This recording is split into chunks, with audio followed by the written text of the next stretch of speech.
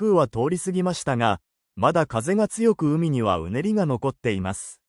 これからは九州地方をはじめ、西日本方面で雨や風が強まる可能性があります。お住まいの地域の最新の気象情報を確認し、早めの備えと安全第一の行動をお願いします。沖縄の空は少しずつ明るくなり、天気は回復に向かっています。もしよろしければ高評価チャンネル登録いただけると励みになります。